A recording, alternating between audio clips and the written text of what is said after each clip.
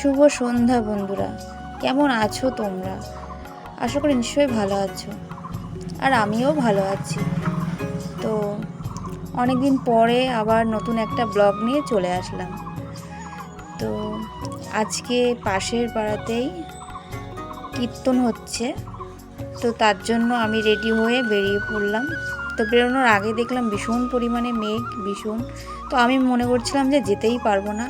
তো সে যাই হোক, ঠাকুরের নাম করে বেরিয়ে পড়লাম।